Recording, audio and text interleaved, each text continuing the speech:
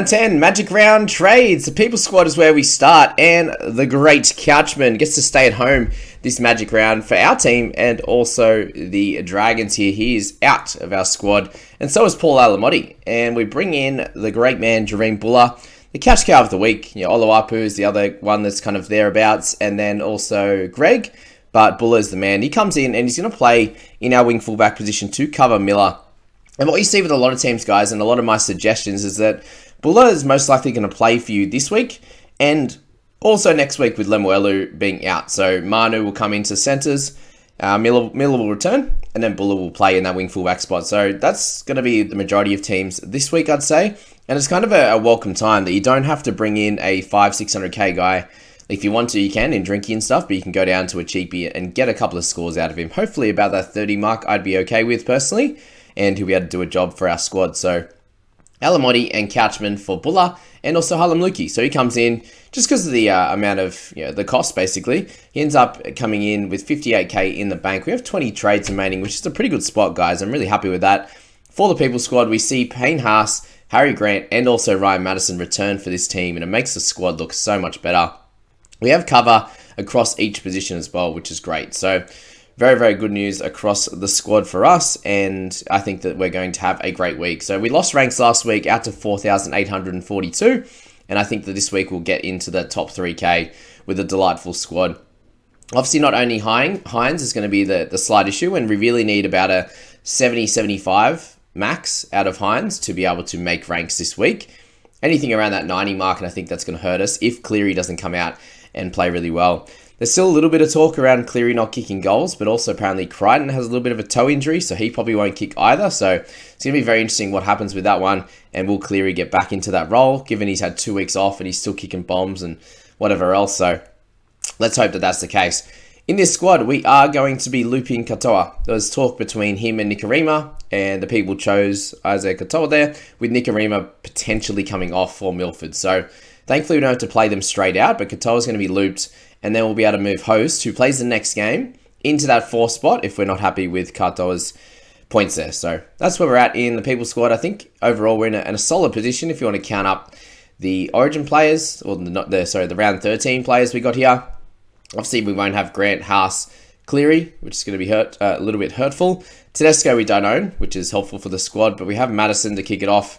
We're still holding Preston and Hosking there. So Johnson number 2, Lemon Bird 4, and then you've got Walshy likely, let's say 5. And then we're probably going to only own one of those two, Katoa and Nikorima. So we'll call that 6, Host 7, Murdoch Bacillus a maybe, we'll leave him out. And then you've got Lukey 8, Ford 9. So sitting in a solid position, guys. Plenty of trades remaining. We don't have to panic at all to get to, I think we'll get to 13 pretty comfortably in round 13. And then we'll be able to, because we've saved a couple of trades, be able to sort of push hard in 12 and 13, I'd say. And then 14 as well to make sure we have a good 17 in that round. And then we can push forward to the later rounds there. And that's the big win of keeping some trades, is you can make sure that you can get the full allotment of players that are good. Obviously, we're not just going to do it for the sake of it in round 13, 14, 16, and 17 to kick things off, and then obviously focus on the later rounds from there. So that's the People Squad at the moment. That is where we're at, and I wish them the best of luck this week. I'll have to be onto that. Scoop and I will give him the reminder to make sure that if Katoa doesn't go well, that we've got to get on the app and change Host over in that one. Okay, let's move to my squad. And I've gone hard this week. 3 trades. It's happened. I needed to bring in Hines. It was kind of the best way to do it. I was wanting to bring in Bula. I was wanting to trade out Murray.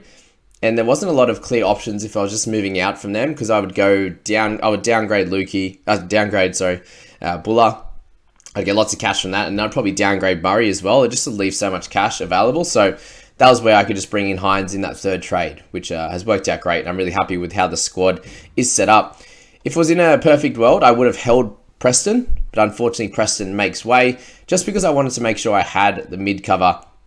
McInnes is one of those guys. We'll just see what happens this week. You'd imagine he at least gets over a 40 and sort of 45 to 50 minutes, and we'll do a job. And Preston could score somewhere in amongst that anyway, and was probably going to lose some cash this week, so it worked out okay. I had to get rid of an edge to get because I was going to get Lukey basically, which is an edge, so I needed to have that mid cover. I just wasn't sure if Smithy was going to play, so I didn't want to have no cover in that mid position and then get caught out, especially with my 3 trades. I have to make them straight away because I'm having Hines as captain. I couldn't wait during to later rounds of the week, like last week and the week before, to be able to do that. So Hines, Lukey, and Buller come in. We lose Preston, we lose Murray, and we lose Alamotti. So sitting pretty good, to be honest with you. Yeah, the worst player in our 17 is going to be Buller, which I think he can get a 30-odd against the Dragons. And then, I've got Hines in there. I've got Cleary holding both of them. The mids I'm not super excited about. So DeBellin's going to be good. McInnes will be solid, so will Ford.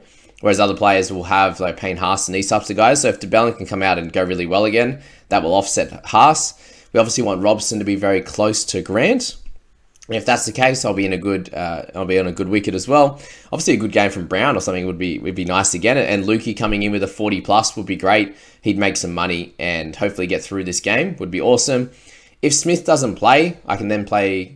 If I'm going to loop Katoa in at 5, and if Smith doesn't play, or if Katoa goes well, I think I'll leave Smith out likely or Lukey. They're the two I'm looking at this point, to be able to loop in that situation. We get Talau playing in the centre position, so hopefully he comes out and gets a 30-odd and begins to bring his break-even back down and help the squad out. As I said, same thing here. Buller will play the next 2 weeks for me. Miller will come back into wing fullback. Manu will go to centre. So it shows how important Manu is and Hammer and these types of guys to be able to move them around and put them in good positions for you to succeed and get a full 17 on the park. So yeah, overall, I'm really happy with where the squad is at. Obviously, having Hines now. I don't have Haas. I don't have Grant, which isn't ideal. No Fafita, but I think Hines either in there as captain against the Dolphins. They've got the Knights. They've got Titans, maybe, is there 3. Knights being in round 12. So yeah, excited by that. And having him and starting him, it's going to be really, really good. And yeah, that's where we're at. So we're going to look at my buy planner now. So I've ended up with 9, you'll see here. And that's not including Ben Murdoch-Masila. And I currently have Katoa, who will be going next week. So really good position. Like if I get to 10 from next week in round 11, and then get sort of 11 and then maybe 12, I think would be where I'd happy to be at, considering I've used a few trades the last few weeks. I'm on 18 now. If I can get maybe 2 next week or 1, gets me to 17 or 16. And then maybe 15 or 14, maybe 13 total by round 13. And then use 10 over the next sort of 6 rounds, I think would be pretty fair over that time to be able to get us in good stead. So probably 12, I think, will be my round 13 number. And if Ben Murdoch-Masila plays, then it might be 13. That's probably how I'm going to play this one. And you see Robson, JDB, Ford, Lukey, Johnson, Bird, Lemuelu, Miller, and Brown. That's a really strong 9 to kick things off. And if you add Murdoch-Masila in there, could be a 10. Katoa likely goes to Tola next week. It's a good chance. Or over the next few weeks, that happens. And then Cleary will most likely go. Cleary or Hines after 3 weeks is going to be the play on that one. And that leaves me a lot of cash. I'll be able to get someone really good or split that money between 2 guys and get 2 500k guys or a 400k and a 600 or something like that. Will work out well for that one, and that will get me to 11 or 12. And I think we're sweet. So happy with how the team's set up. Obviously got Manu and the like for round 14, and that's a really good setup. Potentially Hopgood or Horsburgh comes in next week.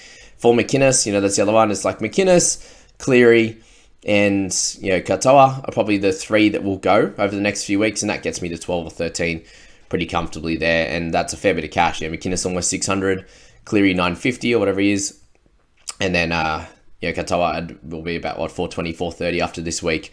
So 3 decent money guys. I'm not trying to get rid of Talau or Ben Murdoch-Masila. If Talau continues to keep the spot, which Naden will come back in a bunch of weeks, so he probably loses it, but depending how he plays, he might keep. It might be an extra number in that centre or that wing fullback position, which is fine. I think at 220k, there's really no point trading him out at this point.